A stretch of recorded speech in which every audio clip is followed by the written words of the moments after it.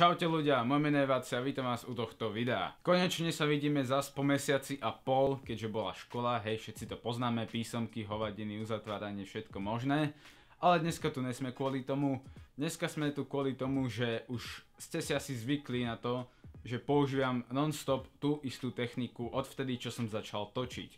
Ale už ubehla nejaká doba a ja som si povedal, že vyprázdnim svoju peňaženku a kúpim si novú kameru. Novú kameru som si kúpil z toho dôvodu, že Canon 600D, ktorý momentálne používam, nie je môj, je požičaný. No a samozrejme chcel som mať aj vyššiu kvalitu. Takže som vyprázdnil celú svoju peňaženku a kúpil si túto kameru Panasonic HCV 770. Môžem ísť aj bližšie, len no, momentík. To je ten manuál, no. Hej, vidíte to. Najlepšia nálepka. Fakt, už na debilnejšie miesto to nemohlo byť nalepené. Táto krabica je však prázdna, čiže unboxing nebude, sorry.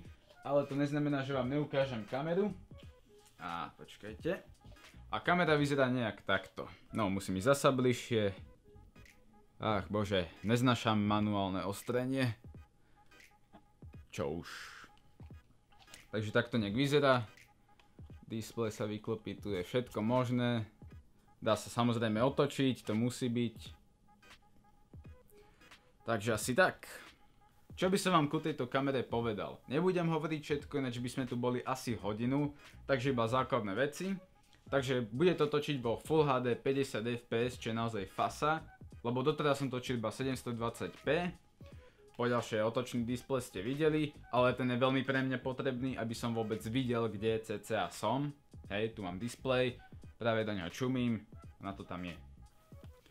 Dobre. Poďalšie, má to automatické zaostrovanie, čo je úplne super, lebo doteraz som ostrel iba manuálne, asi takým spôsobom, že tu som si dal ruku a hej, zaostroval som a bolo to fakt na nič.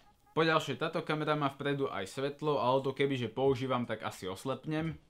Čo už? A posledná vec, ktorú spomeniem, je teda optická stabilizácia, ktorá nemôže chýbať. No a samozrejme optický zoom je veľmi veľký, bla bla bla. Je tam toho veľa, pokiaľ chcete vedieť toho viacej, tak v popisku dám linky na túto kameru a môžete si tam čítať, čo to všetko má.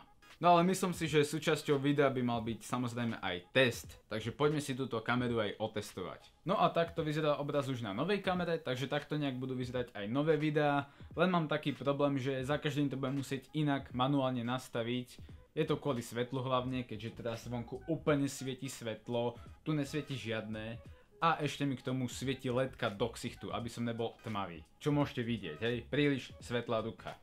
A už mi to dosť začína vadiť. Ešte by sme si mohli otestovať aj autofokus, ako to teda zaostruje. Takže dám tu niečo bližšie. No ako vidím, tak je tam príliš silné svetlo, nevadí. Dôležité je to, že to zaostruje naozaj dobre a celkom rýchlo, čo je fajn. A ešte by sme mohli skúsiť, ako znie mikrofón. Takže takto nejak znie mikrofón, ktorý je zabudovaný v kamere. Ja ho ale nebudem používať. Budem používať mikrofón, ktorý už používam od samého začiatku. Hej?